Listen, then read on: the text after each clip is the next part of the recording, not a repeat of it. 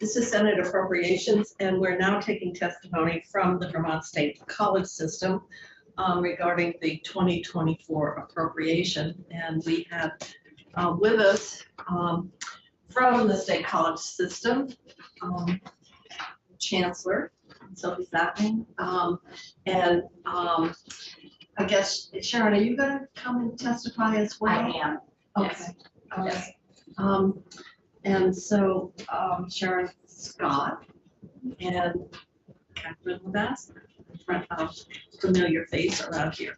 So why don't we get started? Obviously, state colleges and some of the things that you're having to undertake as part of the 5-year transformation plan are making obviously having quite a bit of attention. So why don't we get started with your appropriations request, and then it'll probably lead into other general questions, or maybe you want to address them as part of the presentation as well. So I'll leave it up to you. Okay. Well, thank you. I mean, and understanding that, we were scheduled for half an hour, I'm really just planning on doing a brief introduction and then turning it over to Sharon as the money person here, as our Chief Financial and Operating Officer. But more than happy to answer any other questions that may come up related to what we're doing right now. So again, just, and you mentioned it, but really just to emphasize here that we're really at the, going through this 5-year multi-year transformation plan. We're really just wrapping up our 2nd year. We're getting ready to launch the new university in July, which we're very excited about, but recognizing it is a multi-year plan. Also recognizing the direction that we received from the state in respect to maintaining our existing 5 main campuses for Vermont State University. So again, as we move forward, really trying to think through what does that look like and how do we make sure that we have, vibrant campuses in each of those locations is really going to be critical.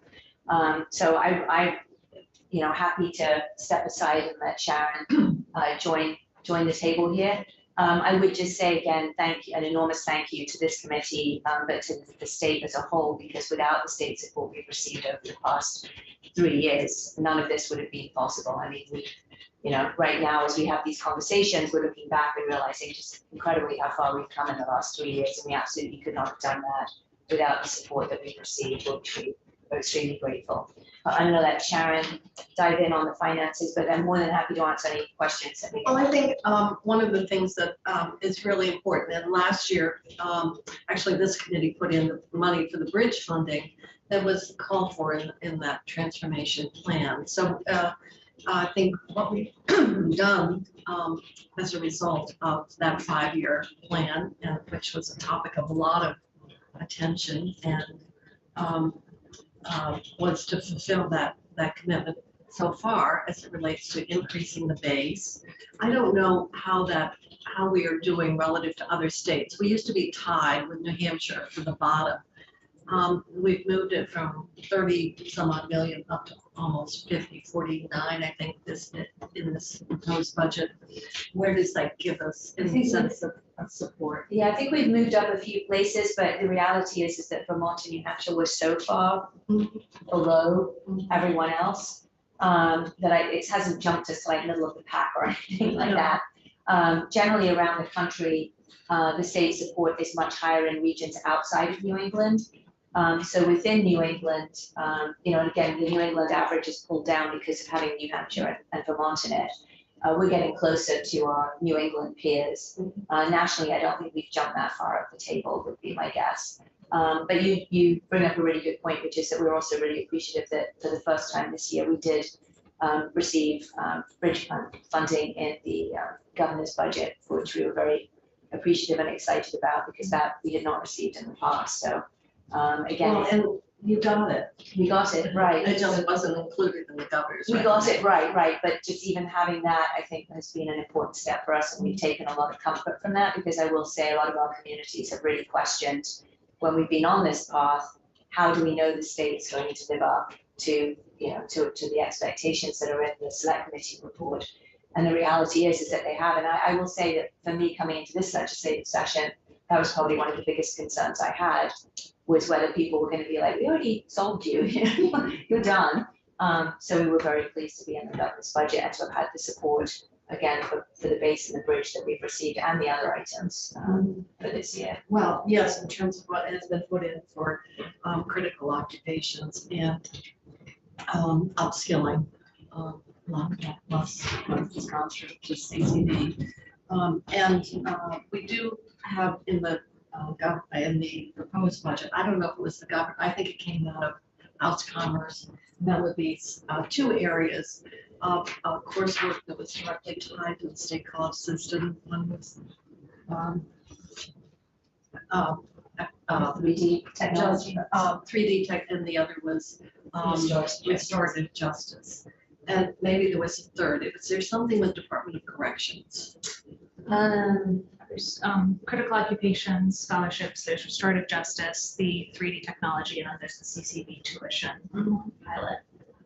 So maybe the restorative justice, but restorative justice is really another way of trying to address some of the criminal justice issues without going through the criminal justice system. So it's not really a corrections issue. The Community College of Vermont does have a robust relationship with the Department of Corrections in terms of providing education to those that are incarcerated. So I don't know if that's gotten muddled in somehow, but there was a federally directed spending from Senator Sanders. There was a grant or a funding for that, and it also included providing education to corrections officers. So it was both for inmates and for corrections officers, which was, yeah, very encouraging. Well, I think just to go back, because memories get faded or new people have come in, and that was anything that takes a multi-year approach.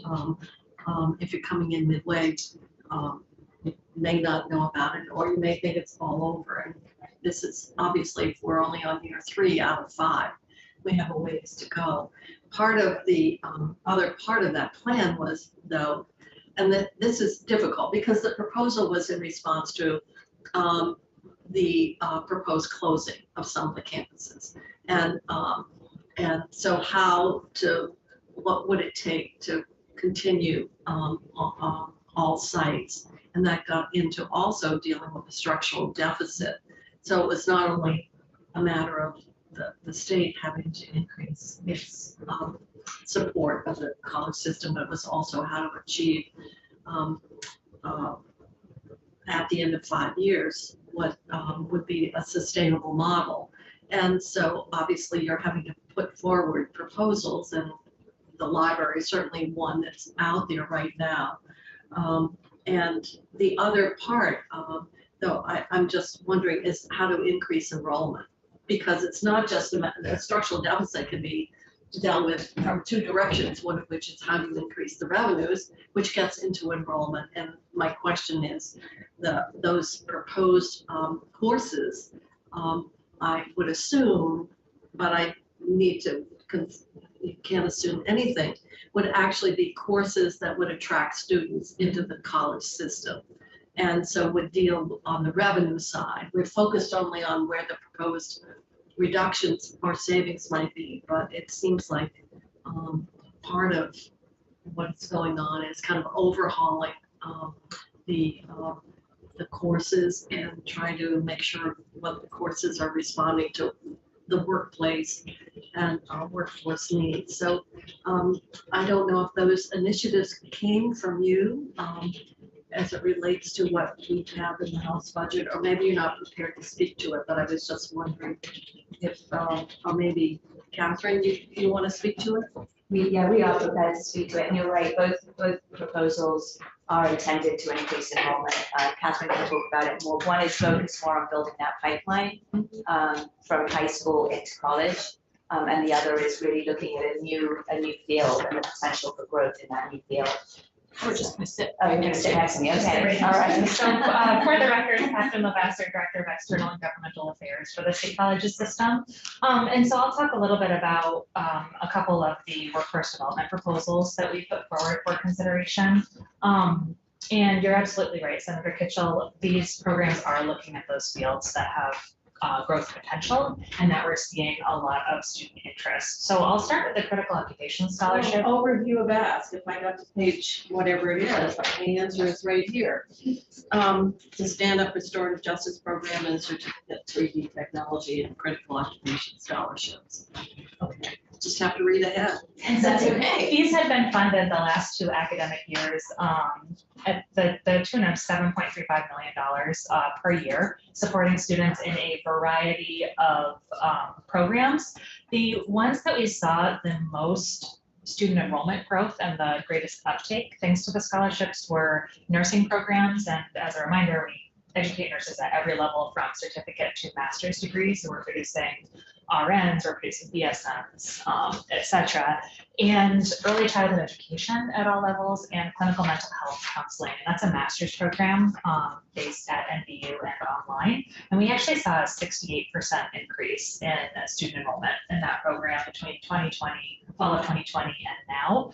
And so what we did this year, we hadn't originally put forward a critical occupations proposal, but in conversations on the House side between Commerce and Appropriation, it seemed that there was real interest in continuing to support these programs. And so we looked at what, and I'm looking at slide 7, we looked at a smaller dollar amount, so put forward a proposal for $3.8 million in one-time funding. Excuse me, I'm looking at slide 10. We limited AGI, so family AGI, to $75,000. So this mirrors the 802 Opportunity Program offered to CCB students through VSAC. And then we limited the program to target nursing, early childhood education, and clinical mental health counseling. And then the House felt it was also important to include the criminal justice programs and dental hygiene. And so we've built that ask in collaboration with the Commerce Committee there to target these programs that we've seen both critical need in the state for individuals with our training, but also significant increase in students because of that program. You may remember, we filled almost every seat in our nursing program since these scholarships have been enacted. We pulled some data last fall that 83% of our nursing students licensed to practice in Vermont, which is hugely significant, especially since 3 of our nursing sites are located in border communities in New Hampshire. So they're at like Dartmouth and Littleton and I believe Keene. And that also includes, that 83% includes our out-of-state students who are perhaps residential students at Castleton. One of our other asks is related to standing up a restorative justice program. And so this is one we've been working on for a while. We've had a restorative justice concentration, and this is located at the Linden campus in collaboration with the criminal justice program. We have a really successful collaboration with the St. Johnsbury Work Camp and the DA in Caledonia County. But in order to stand up a full Bachelor's of Science program, we have to do some faculty and curriculum design investment. And then we also need to do some program investment. And Is so that what the 700,000 is for? that's what the 700,000 is for, is to invest in the startup of the program and building the program, and then in an initial year of scholarships to generate student interest. We would be the first or among the first to establish a standalone bachelor's programs. In many areas, it's a couple courses, and in many places, it's a couple courses, a minor program.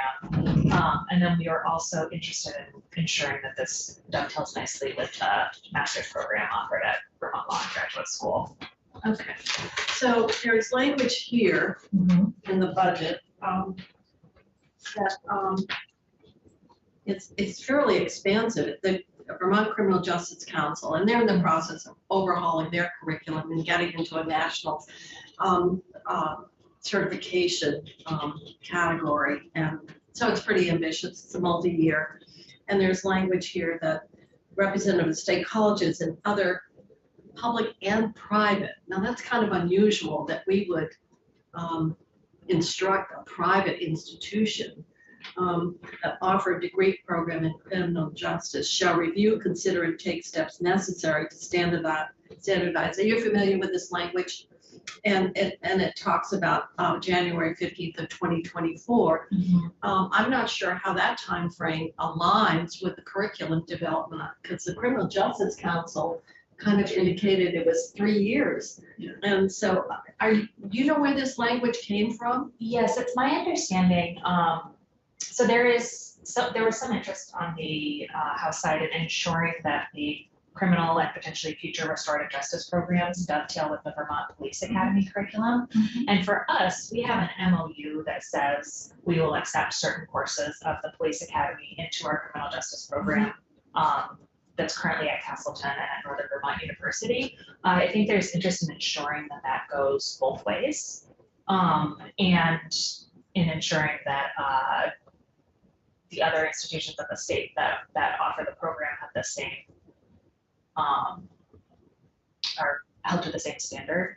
And so that language was put in, I believe, with that purpose. I'm sure it is, but I'm not sure that the private colleges necessarily, I think Champlain College has their program for us to dictate their curriculum is kind of beyond what we normally would see as the state's role.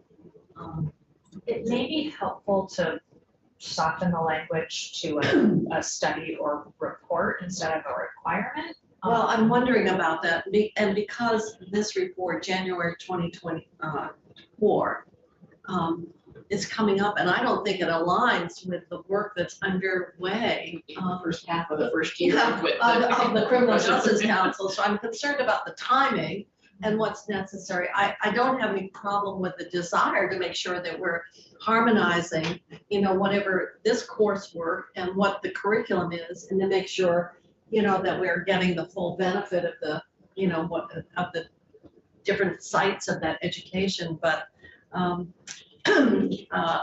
needless to say, and I don't know where this language recommended didn't come from you. Okay. Well, I think maybe we need to take a different look. I think maybe it's how it's articulated, but it does move us into an area that dictating to private academic institutions, what their curriculum, it would seem to be that they would want to do it, but the precedent of mandating brings on a whole host of policy issues and concerns when we see some of the stuff that's going on in other states, to be honest. So, all right, I just wanted to point that out as something that maybe you could help us look at how that, and maybe you could talk to Susan from, as well, in terms of the language and the concerns that this is precipitated on the part of the private colleges. Yeah, thank you. Okay. Very briefly, I'll talk about the two other workforce development initiatives as well. So you may know that we received a large federal grant in partnership with the Department of Defense a couple of years ago to establish an advanced manufacturing center at the Randolph campus of Vermont Tech. And we did the ribbon cutting a couple of months ago, and it is truly a spectacular additive manufacturing center. And we are one of the only institutions that has equipment of this caliber.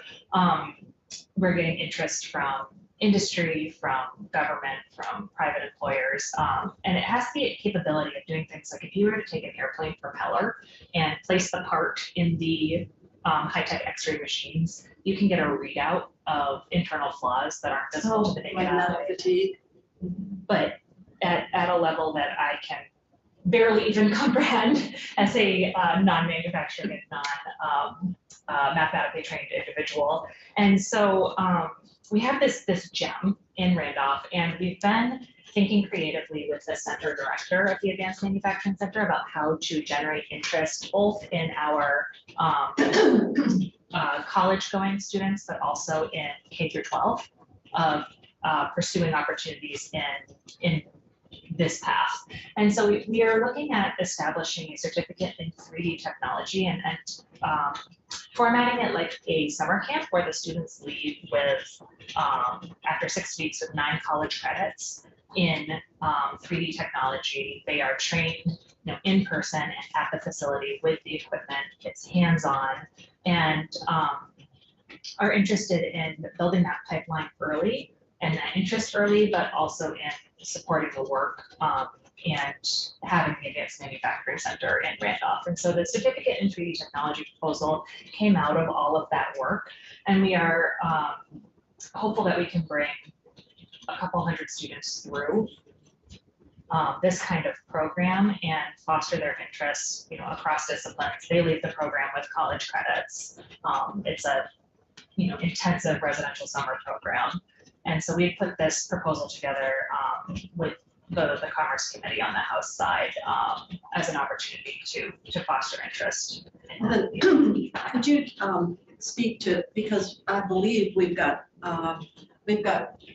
different areas of funding and how that fits together on your end, because we've got the CCD, we've got 802 opportunities that flow through BSAC, we've got critical occupations in there, then we've got 2 startup programs. Yes. And obviously critical occupations generally would fall to the programs that are provided on your campus-based facilities as opposed to CCV.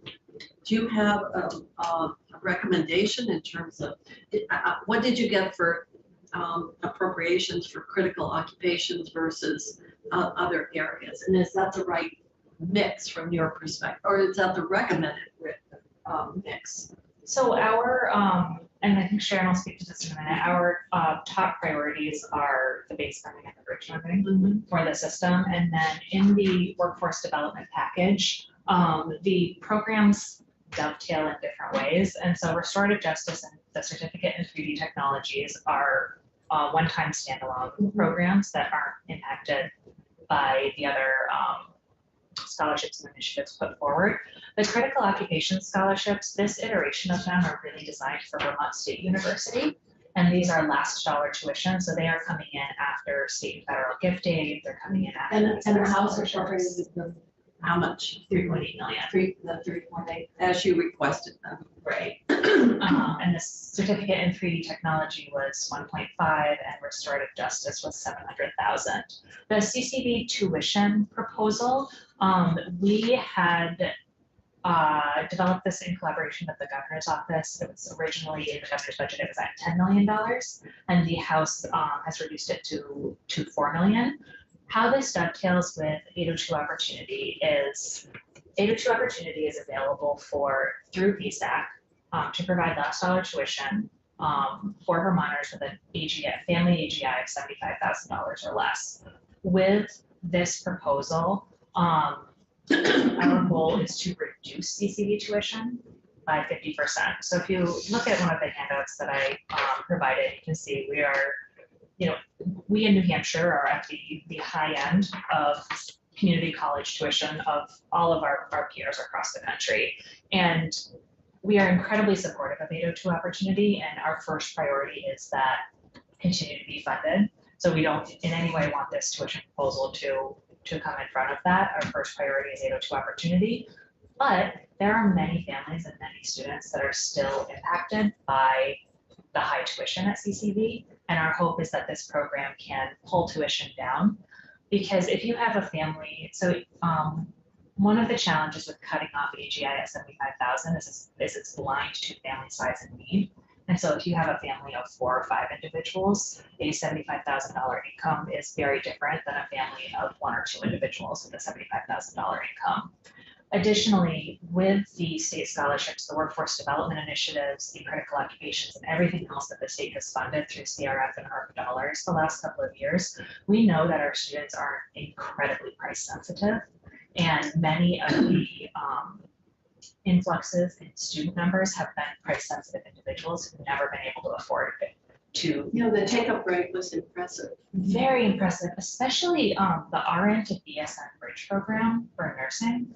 We had so many students who got their RN, they got their associates, that had never been able to go back and take the last 2 years. And then with the tuition money available. That increased competency, but it didn't increase capacity in terms of the workforce. It did, that's been part of the challenge, is increasing the number of students so that we are actually generating a higher number of graduates. Right. And so we're upskilling and we're giving higher, they're getting at master's level or bachelor's, ultimately master's, but bachelor's, which is very good. But we're still talking about that one individual as opposed to actually increasing the nursing workforce, which we are so concerned about when you're looking at the number of nurses retiring. Our programs just aren't generating the number of graduates that we need to meet the demand. Well, So you want to talk about the Southern Vermont locations that are. I do. I also just want to say, I mean, one of the bottlenecks on expanding the number of students we can serve is the lack of nurses with masters. So I hear what you're saying, but at the same time, we actually do need those nurses with master's degrees in order to increase the total number of nurses, because we're really running into that as an issue as well. So at the same time, we doubled enrollment in the RN to BSN Bridge program. We also filled every seat in our practical nursing and associates, so our first and second year of the nursing program, for the first time in 5 years over the last 2 years. And it's been especially prevalent. We've really struggled with recruitment and retention at our Brattleboro and our Bennington locations in Southern Vermont for a variety of reasons. Sometimes it's a student needs additional tutoring and support. They need a year and a half to do a year's worth of coursework. Sometimes they're not fully prepared for the program when they enter, or sometimes we just can't recruit a full cohort. And we've recruited a full cohort for the entry programs, which has been really positive. And so our outlook, now we're 2 years into critical occupations, our output of nurses should be higher the next several years because we've Well, had that's what our goal is, a bigger to chunk expand the coming through. programs. We also, we're about to open the Linden site that we've been working on expanding for the last couple of years. With MVRH. With MVRH, it's located at the Linden campus, and then we just received, in December, we received a federal earmark to help us with infrastructure expansion. And so it builds on the capital money that was appropriated last year by the state, but it's a little over $6 million to help us build more capacity in our laboratories and simulation labs and classrooms in the nursing program to help us build out and expand. So one of the things that we're looking at is building on that additional 30 seats in Linden. Where else can we bring in our own simulation and laboratory equipment, not have to rely on, something that we only have access to 2 hours a week, so we can increase the number of cohorts in some of our locations. And we're looking at a major nursing expansion over the next couple of years with that. That sounds really necessary. Very necessary. Because we've heard that there's not a shortage of qualified applicants. It's just the program capacity isn't sufficient to serve all of them. So increasing the capacity of programs. And years ago, every hospital actually operated their own RN program. Right. So they were generating their own workforce. And then it became, they shut down and everything emerged in the more academic sphere. And I think in the end, probably it constrained the volume of nurses being trained, but that's past history, I guess. There are still bottlenecks for us, so we do have this funding to help us increase capacity, but we need the master's prepared nurses to be clinical staff and be instructors at all of the locations. We need the clinical placements. And the hospitals do have those. And there's preparedness. So we are seeing with the COVID cohorts that are coming through, we are seeing some retention challenges, some additional time needed or additional tutoring needed, or entering first year classes that are not quite as prepared as the classes ahead of them. And so that all of those are compounding considerations as we look at the future of the nursing program. But it is very exciting and very bright. And I think I got onto this topic by talking about price sensitivity. And I wanted to make sure I just closed the loop on the CCB tuition piece. So the House funded that at $4 million of one-time funding. The concept being that The House actually built it into the base, I think. they, I think they did. That's why they didn't do $10 million. And so the question is, does the $4 million get you a 50% or 40% reduction ongoing? so 6 million gets us a 25% reduction ongoing. So For all students, 4 million would buy for some programs, but not for all on an ongoing basis. So the governor's original proposal was for certain programs. 10 for 2 years. Right, for 2 years as a trial. The proposal that Vermont State Colleges had put in as part of its budget request, initial budget request to the governor's office, was to have a 50% reduction, sorry, a 25% reduction for all students, which would be about $6 million a year as a general fund obligation. So $4 million, is it $4 million a year? $4 million. I believe the House put the 4 million a year. It wouldn't be a pilot, it would be ongoing in your base. Okay. I don't think they were quite clear on what they were buying as a percentage of reduction for whom. Okay, if you were looking at a 50% reduction, it would be for some programs, but not for all. The governor's proposal was for workforce relevant programs, so specifically excluding liberal studies type programs, undeclared majors, those kinds of things. The challenge with looking only at that is that many students that come into Community College of Vermont come in without a clear understanding of where it is that they wish to go in terms of their degree program. But it would still be a really wonderful opportunity for those students that we were able to do that. So, but we can look at that more carefully to see If how you many would, students that I we mean, serve. obviously, that's what the House chose to do. But it may be something that we want to be, understand a bit better in terms of what is, how and for whom and how much, so to speak. Right. That's phenomenal. I'm looking for, just make sure no hands are up. Shall we, we've sort of touched on the budget in different In ways both in ways. terms of what the priorities are. Anything else on the budget, Sharon? So just to make sure that it's really clear in terms of what we are looking forward to and making a request for, what we are, the request would be for $2.5 million additional base we're bringing Vermont State Colleges up to $48 million. And That's in the means- governor's. And the governors, that would also the governors recommend as well, and that is what the House recommended. And then the 9 million bridge funding. And $9 million in bridge funding, and the governor did recommend that. Well, And that's nice. yes, I will say I just wanted to say how grateful I am for what the legislature has done for the Vermont State Colleges these last 3 years. You have met every obligation that was put before you, and really frankly did what needed to be done in order to save the Vermont State Colleges. Our hard work is now where we have to make the changes to be sustainable, do some things that are creative to add new programs like the ones Catherine just spoke about, but also We're just make some continuing hard some choices. programs then. So we've been engaged in a 2-year process with our faculty to optimize our programs. And this has been, we've funded summer study work. Optimize is an interesting term.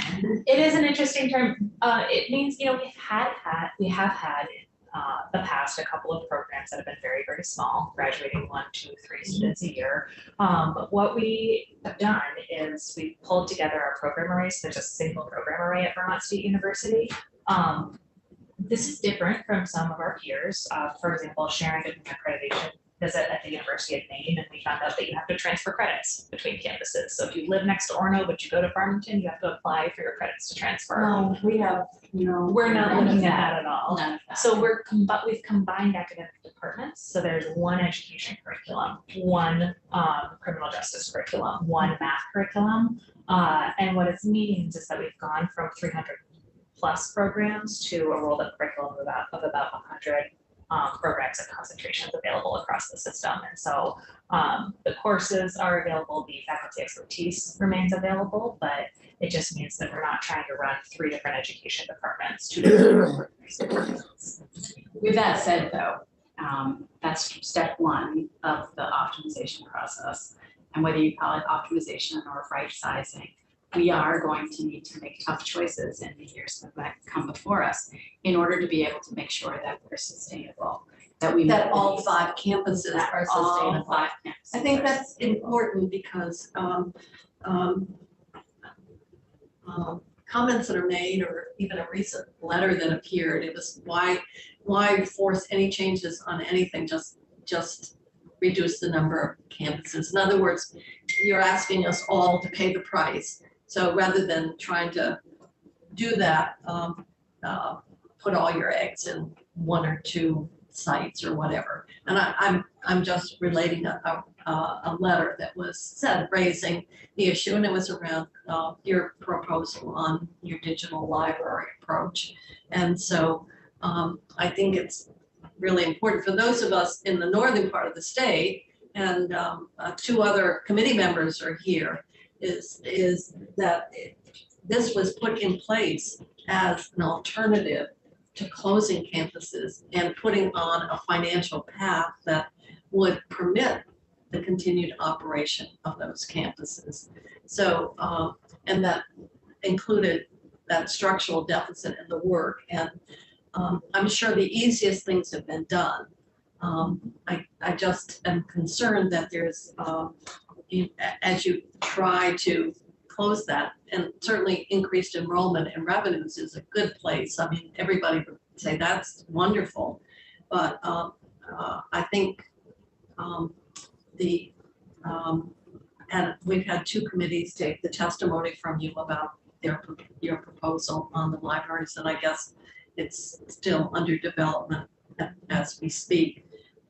But I just want to reiterate the plan was how to preserve, and I think it's now reopening, saying, well, don't ask me to make this compromise and contribute toward closing that gap. So why don't we just make one or two of us even stronger, and some other campus might be shut down. And I'm very concerned that people remember that what we're trying to do is keep all 5 campuses in operation and move us forward as this plan requires, but it's not going to be easy. So the Vermont State Colleges, each of our campus locations offers an incredible and essential service to the communities that it serves in. Whether you're in Caledonia County or Lamoille County or Rutland County, wherever you are, they provide an essential service to the students and the people that live in those communities. It's vital that we retain vibrant communities and campuses at each location. And it means that we have to make some choices that are going to be hard as we move forward, but they're ones that we know we need to make in order to be able to be successful. I would love to say that we could grow our way out of our problems, but that's part of what got the Vermont State Colleges into the situation it is now. A little bit of wishful thinking. We're facing demographic decline here in Vermont as well as in New England. So we have an uphill battle already to begin with. So in order to be able to make sure that we expand as much as we can, we need to make sure that we are providing supports to each location so that each can survive and thrive, not just to survive. Thriving is what we need for each of these locations to do because it's essential for those communities. And I think that was, back in the summer of 2020, when the former chancellor of the University of Maine system was asked to do a report, and that was one of the messages that came through in that, is that actually, because they've gone through this in Maine, but getting rid of rural campuses actually costs you as a state, ultimately costs you a lot more, again, partly because of that economic driver piece. And I think that was also reflected through the select committee report, is the value that actually these rural communities bring. So it's not just, the cents and dollars. And the other reality is we're a single corporation. So any, closing a campus means, no further revenue coming into those campuses, but you still have a whole heap of costs associated with those campuses. I am not proposing that at Yeah. all. Let me be clear. I mean, in our area, as I said, 3 senators on this committee are from the northern tier that are served, and we recognize the important role. I'm just saying, because there's obviously this committee has had requests, just make up the money, give more money, and that means that everybody else who doesn't have a site it's like saying, well, wait a minute here. What is the cost? What is the price? How is this? Is this something that is sustainable? And I just want to remind people why we're doing what we're doing, but it does mean that it's not just simply, it's been a heavy lift to meet, the requirements of the transformation plan. But obviously, we're hearing from faculty and union reps that the answer is to simply abandon that structural deficit, a commitment that was made on the other side, and increase the funding, which in a budgetary environment where we're sitting with $400+ million of requests, then we have to weigh this all out, and it'll force some of these revisiting some of these very, decisions, or even former governors have said we've got too many campuses.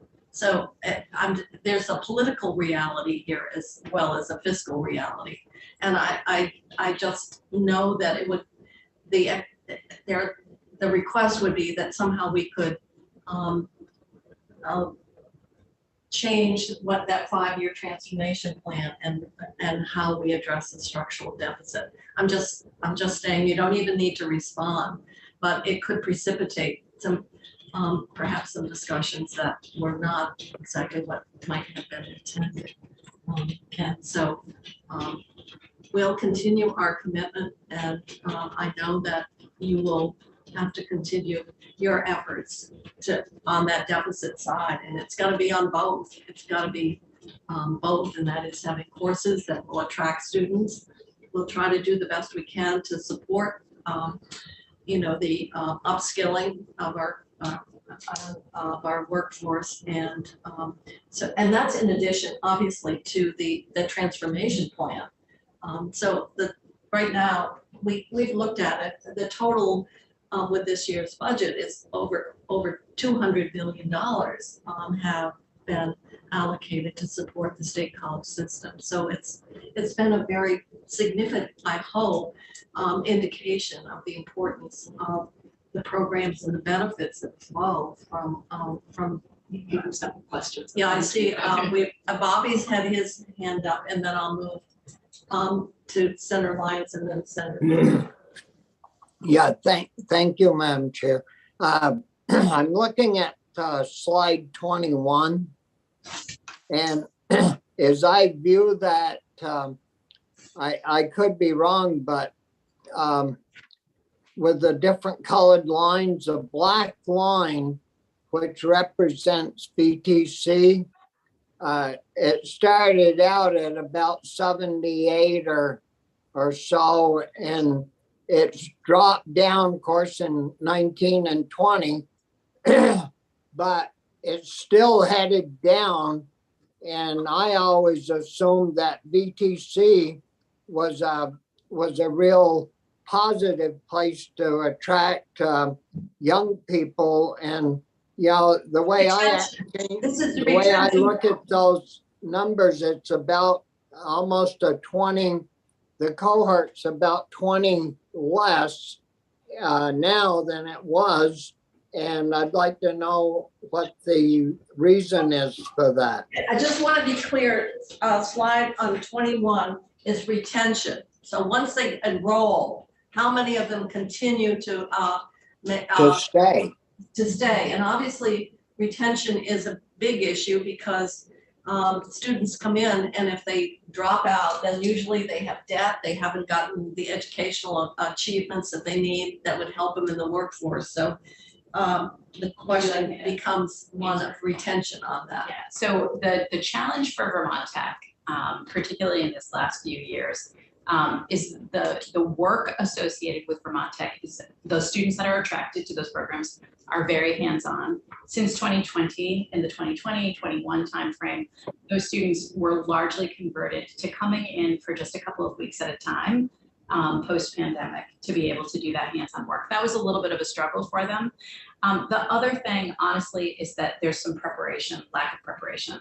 The last thing is that within the Vermont State Colleges, If a student stops attending one institution but transfers to another, it actually affects negatively the retention percentage for the institution that they left. So a student that starts at VTC and perhaps transfers to NBU or Castleton is actually shown as a ding on retention in the following year.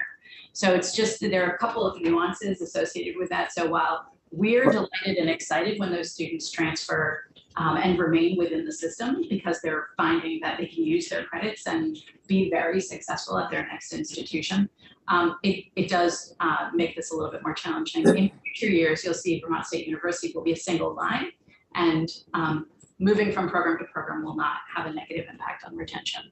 Now, to answer your question, Senator Starr. Not really, because none of the other lines have gone up, so I don't see where the transfer is out of VTC to any of the other schools. They aren't picked And up. so I'll get to my real question. How many students do you have at VTC in the ag program? We have very few students in the ag program. In fact, I believe our ag program right now is on a hiatus for accepting new students because the students are not finding that that program is meeting their needs. We have started an ag transformation process, and so there are some things that we're looking at in terms of potentially changing that ag program to make it more successful.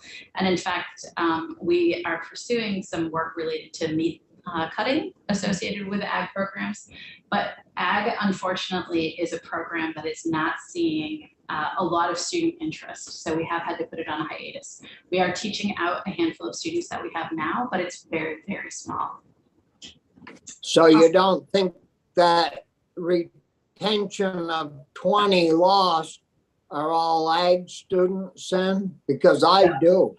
I've heard that you only have a handful of ag students in a state that's very dependent upon agriculture as a business, and our only ag school is VTC, and now we haven't got any students there. So there's got to be a real problem.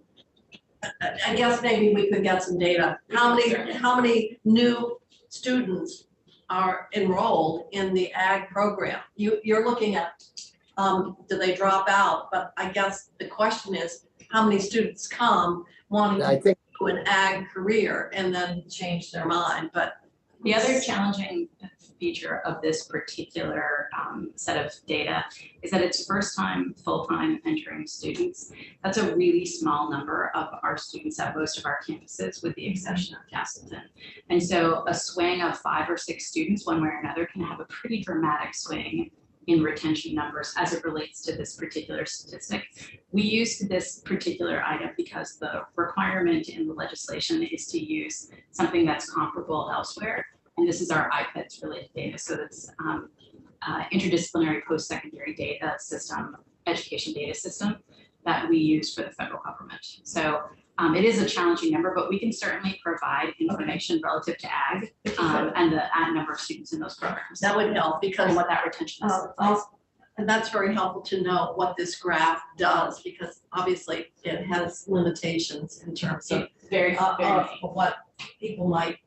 If a student drops from full-time to part-time, do they show up as not retained or in this context at all or anything like that? I don't want to give you the wrong answer, so I'm going to say maybe, but we'll look it up and we'll get you the answer. We'll see if we can get more information.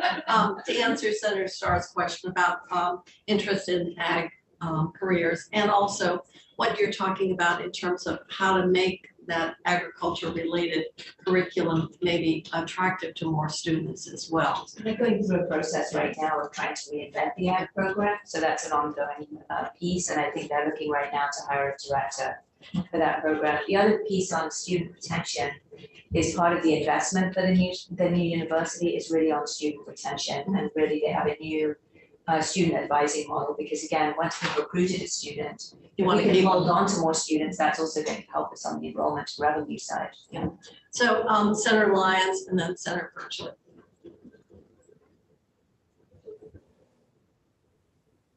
Thanks. I actually think Senator Pershlik had his hand up before I did, but I have a very short comment. I just want to say that for the investment that you've done at NVU for those critical professions, nursing, mental health, and so on, it looks like the retention rate is going up. And is that related to those programs that have been funded through our workforce investment at the state level? Where are you seeing the greatest retention? Is it in those professions, in the nursing, in the mental health counseling, so on? So these statistics are first-time, full-time undergraduate students. So it does not include mental health counseling because that would be a graduate program. It's a grad program, yeah. Unfortunately, that's not included here, although our persistence in that program is really pretty strong. We could look at some additional data. Anecdotally, we recognize that many of the professional programs, education, nursing, other programs that have a real pre-professional or professional level program do tend to have a little bit higher persistence in them because the students know exactly what they want when they come in and they start taking these programs. But we can certainly look at that a little bit more for you and give you some more data. And I do have a quick question. In the past, it's always felt like each campus had kind of its own niche. So when I think of Johnson, I always think of the arts, and I'm wondering, is there any interest in pursuing that kind of designation by campus? Absolutely. So that's part of the work that President Graywell is undertaking, is visioning what each campus identity will be, because there are unique programs at many of the campuses, and we want to make sure that continues so that that's a magnet. So again, if you can you could be a business major at any of the campuses, why would you pick to live on one campus versus another, right? So that's work that's being undertaken right now in conjunction with the communities to really think through, and they've had a number of meetings already, but with the different campuses, sort of how do the campuses think of themselves and what's unique and special about them. But absolutely, I mean, the goal is really to have some unique programs at each campus. Now, for example, Johnson also had an external degree program that gave credit for life and job experiences. Is that still at Johnson? Yeah, so that transition, it became Johnson Online, and then it became NVU Online. So right now there are conversations going on with the faculty regarding the transition to becoming VTSU Online. One of the challenges with that is that a significant number of the enrollment numbers for Johnson have been online students. Obviously, when it's Vermont State University, Johnson kind of loses those numbers as being attributed to Johnson, but we certainly will be continuing with that. We actually had a presentation at the board meeting on a week ago Saturday around prior learning assessment, but that's really a way certainly for adult workers, adult learners as well, to get credit for things that they've experienced on the job and being able to return and get degrees. I want to just acknowledge that so much of the work to date has been and continues to be launching Vermont State University on July 1. The next step, kind of the phase 2 of transformation that we'll be launching over the next year or so, is going to be this campus visioning and the 10-year strategic facilities master planning, to get all those words out, exercises that we'll be doing in conjunction with community input at the campuses. There's been significant work to combine the program array to get the application launched, meet our accreditation requirements to date. The next phase, and the next really exciting phase, is going to be this campus visioning, which is going to be the campus identity and university vision work combined with the facilities master plan. And all of that kind of dovetails into phase 2 of the transformation planning and budget right sizing as well. So Senator Perchlik, you have your hand up. Yes, thank you, Madam Chair. I have a question, just a clarification question on the slide 6 of the base appropriation and bridge funding, that the funding amounts for the future, those ones in the box, those are the same that were in the select report or from prior years. Those haven't changed. That's correct. They have not changed. I will point out that the select committee, the way that the select committee report conveyed the numbers is a little bit different, and we've actually come in less than what the select committee requested in terms of bridge funding. But the numbers on the base are exactly the same, and our bridge funding numbers are lower. Okay, and just a quick question on why I just assumed the bridge funding would go down, but we have that $1 million increase in FY '25. So there's an interesting difference in FY24 in that last year you approved a $10 million increase to the base appropriation, which was $5 million faster than we'd anticipated. And we agreed last year with you that we would hold those funds aside and use those to essentially self-fund bridge for next year. So meaning for the FY24 year. So as part of your work from last year. So it's just a little bit reversed. If we were not in that position, it would actually have been $5 million higher in terms of our request this year For FY24. for FY24. Right. That makes sense. And then I have a question on Ms. Lavasser's graph on the tuition debates, which I know this, the senator that's the chair of education likes to use the French pronunciation of your last name, but if I remember correctly, we had this discussion there.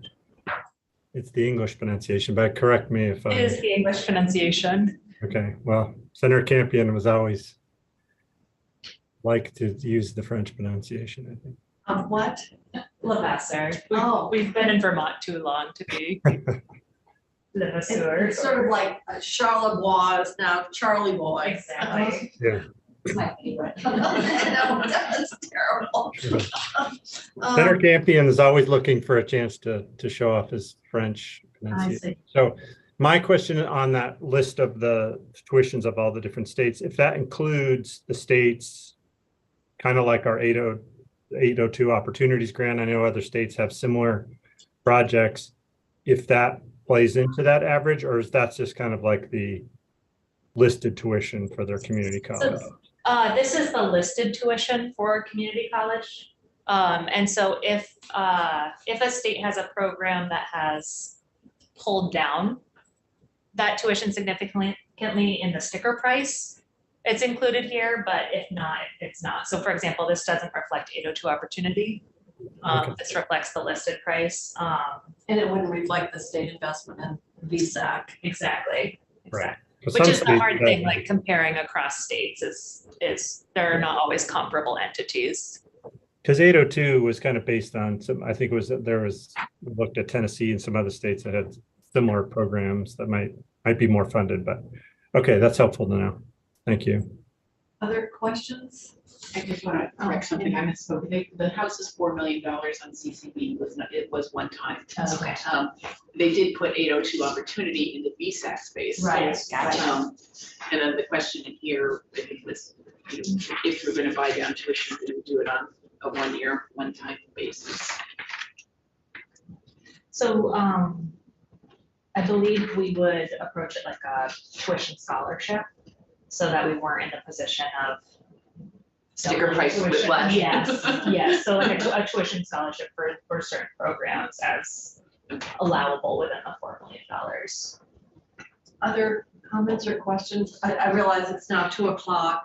I hope people took the opportunity to get a bite to eat during the break. If there are not further questions, I'm going to suggest that we adjourn for today. If you look at the schedule, we're really packed all week. So we'll just continue to do our work. And if you have other questions or whatever, we'll funnel them through to Catherine. And with that, I'm going to